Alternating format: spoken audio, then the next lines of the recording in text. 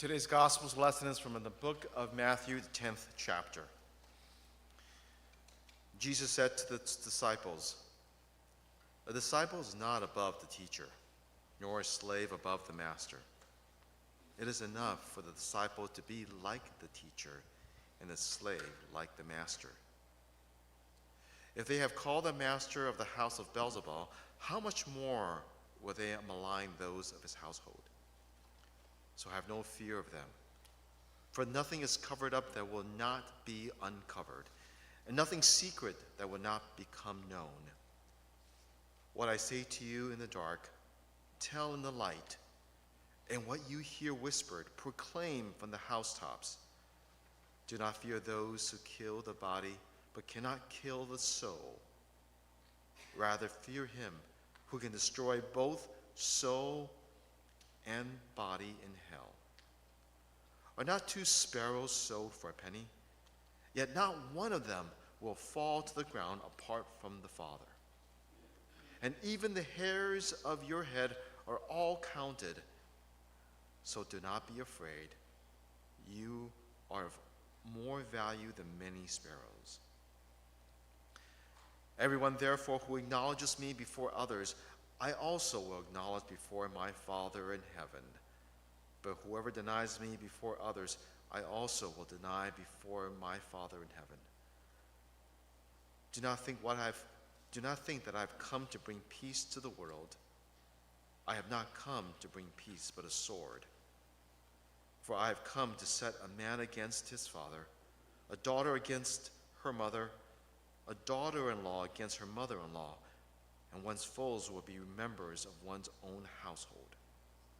Whoever loves father or mother more than me is not worthy of me, and whoever loves son or daughter more than me is not worthy of me.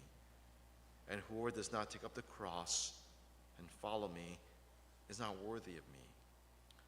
Those who find their life will lose it, and those who lose their life for my sake will find it." The Gospel of the Lord.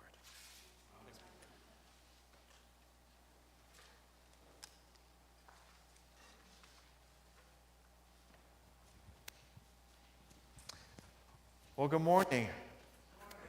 I thank you for this honor and pleasure of being here with you, to worship with you, and to bring a word from me and among us for and each other.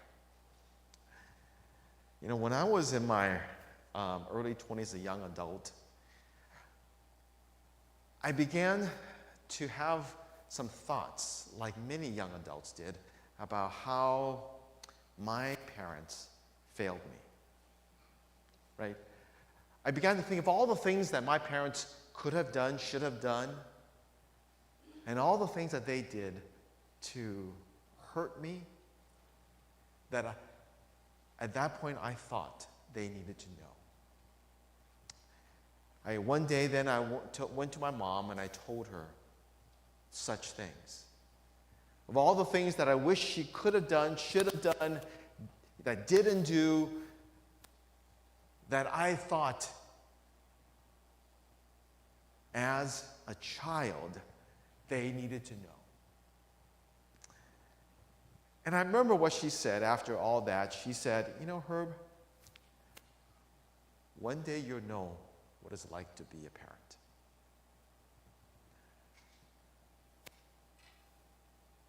About a year and a half ago, my eldest daughter came home for Christmas.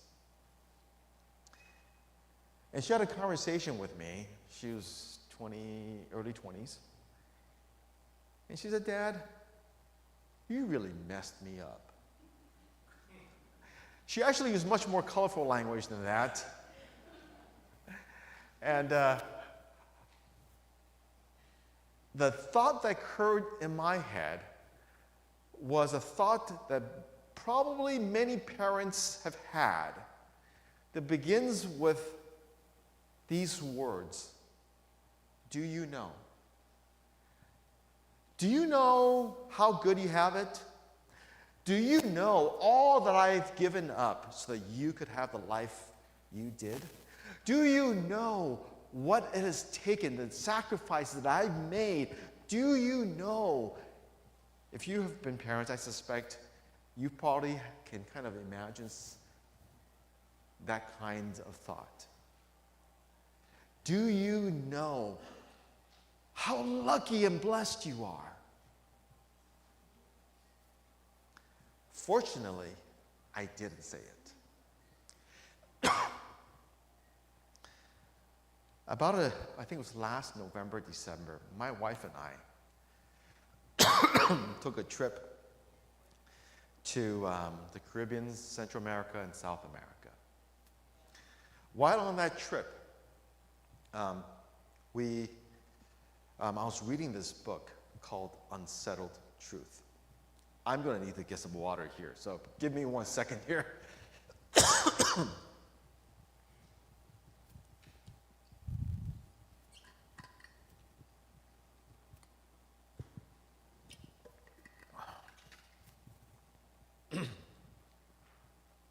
On that trip to Central and South America, I was reading this book called Unsettled Truth. The book was about something called the doctrine of discovery. The doctrine of discovery was a legal, theological, and a political permission and promotion that allowed the Western Church to colonize many countries around the world, especially the Western Church, right? The church gave permission and condoned and also promoted a theology that permitted countries and empires to go forth and colonize a huge part of the world. And as I read that book, I entered these spaces of South America and Central America and the Caribbeans, countries like Panama, Colombia, Costa Rica, Mexico, and I see the effects that colonization has had on these countries, and that continues today. I see how cultures have been eradicated, how people, millions upon millions of people who've died, and how countries' resources have been just ravished. And I see, when I talk to the people there, that most of the power in those countries tends to be held, even to this day, of people of lighter color skin.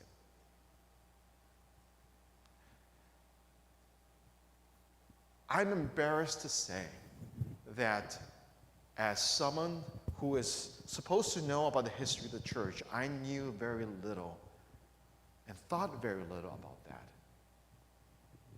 And going there and seeing that really changed my life. People often say that the Western church has done a lot of good for the world. Yes, absolutely. There's a lot of good that the church has brought into the world. But we can also say that the church has made some huge missteps, and often at the expense of other people. That to this day, I think is happening. What this author does in this book about unsettled truth, he connects the doctrine of discovery, the dots all the way until present day America. And how we think about land, Native Americans, how we treat others, in ways that I had never really thought much about, bad on me. From South America and Central America, a few decades ago, it emerged a thought, what we call a theology in the Christian vernacular, called liberation theology. It's a thought or thinking about what does it mean to be the people of God when you are under oppression. And that kind of theology of liberation has really shaped dramatically our modern day Protestant and even Catholic to some extent understanding of what it means to be people of God and what it means to do the work of God.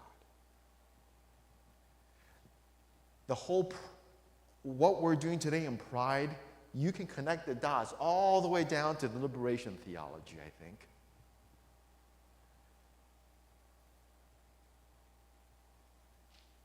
Liberation theology at its core is about what does it mean to be liberated from oppression and power.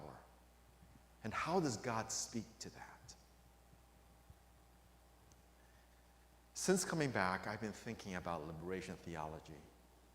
I think in some sense, we in the Western church need our own liberation theology. We need to be liberated from the guilt and the shame of what we have done in the past. We need to be liberated from this need to always be in control, always be the providers of all things good. We love to be the people who donate, who give, who support, who provide, who preach, who teach, who instruct, who organize. We don't like to be in the position of humility, in a position of receiving. We don't like to be the last. We don't like all the things that I think Jesus calls us to be about. And I think we need to be liberated from those things that inhibits us from being more fully what it means to be the people of God.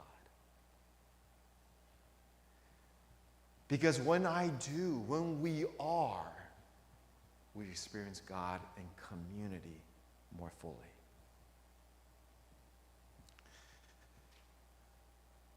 You know, that day when my daughter shared with me all the many ways I've hurt her,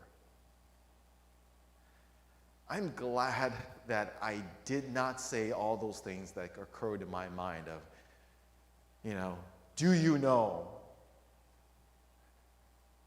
What I did do, fortunately, was I listened. And I asked for forgiveness. I said, I'm sorry. You're absolutely right. I should have known. I should have done more. I could have done more. And I failed. And I ask for your forgiveness. Because I needed to be liberated. I needed reconciliation. I needed to be set free from my guilt and my shame and the barriers that has been erected from having the kind of relationship that should have been possible or more fully possible with my daughter. I wish I can tell you that after that talk, the heavens opened, angels sang, and everything was peachy, and we were better than ever, just like that. I think it was better, and it continues to be better. But the work of reconciliation and liberation takes time and effort. But through that, life emerges. New life emerges.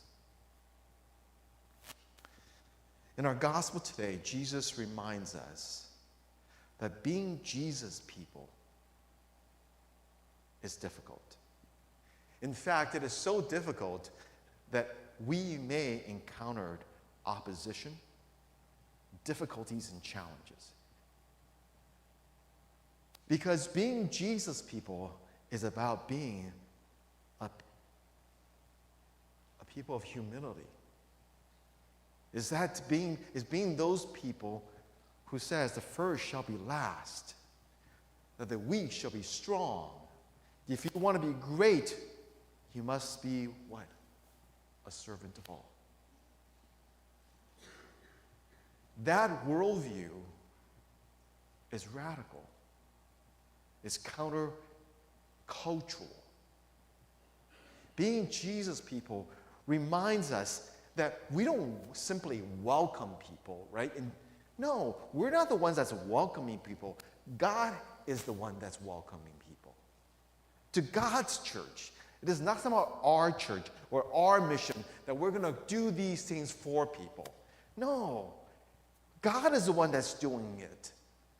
We're the ones that we are the ones that have already experienced God's love and grace. And that we are dependent upon God's love and grace each and every day. And through that, we're simply inviting people to that. As Luther says, as a beggar tells another beggar where to find food. That is the mission of the church.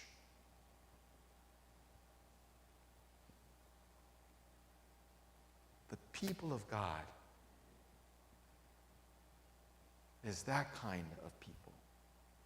That's the kind of Jesus people that God calls us to be. Humbler. Realizing that God is in spirit as I work, not us. Somehow we're the ones that we get to welcome you to be more like us. That the mission of God, of this church, is the mission of God, not St. Matthew.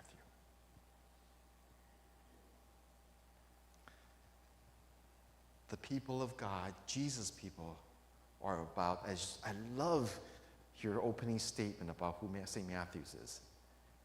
It's about ridiculous grace and love. Did you catch that? Ridiculous. It's a kind of love that the world just doesn't understand, that you would just love anyone, right? That we are that kind of people that says we love you because God has given us that kind of ridiculous love. To extend that kind of love and grace and to receive that love and grace ourselves.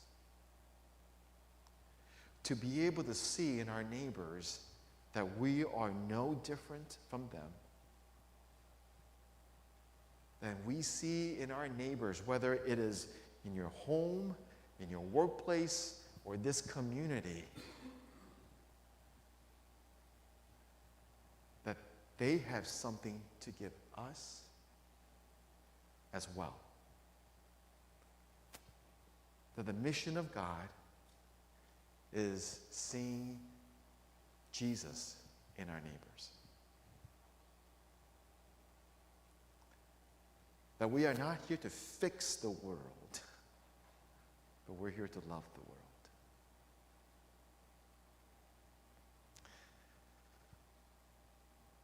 In that work is difficulties and challenges.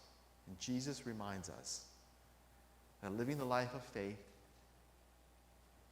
being who Jesus calls us to be, will be difficult. So much so that he says to us, don't be afraid. That you are worth far more than 2 sparrows. That I love you so much that I know even the hair, the number of hair on your head. And for me, each day that number gets smaller and smaller and smaller. Right? We're doing Jesus a favor. Yep. It's Pride Month, and I've been thinking about, what am I proud of my faith? I'm proud of faith and of a Jesus of that ridiculous love. I'm proud of congregations like St. Matthew's, that on Mondays you give 20 to 25,000 pounds of food to your neighbors. Not because you're going to have this bait and switch, you're going to make them members of St. Matthew's, right? We've been to churches like that, right?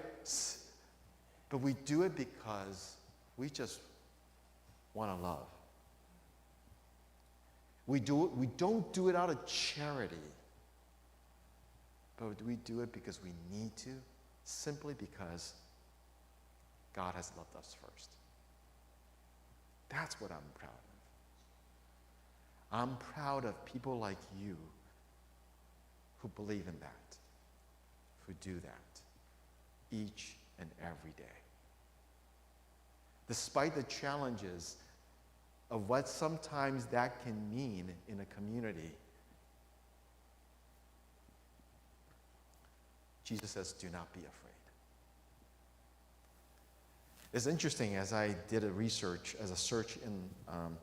of this phrase, do not be afraid in the Bible, in the original language of Hebrew and Greek, it occurs about 360 times. As if God is reminding us every day of our lives, do not be afraid. Whatever you're facing as a person of faith reminds us again and again, you need not be afraid, for I am with you. Amen.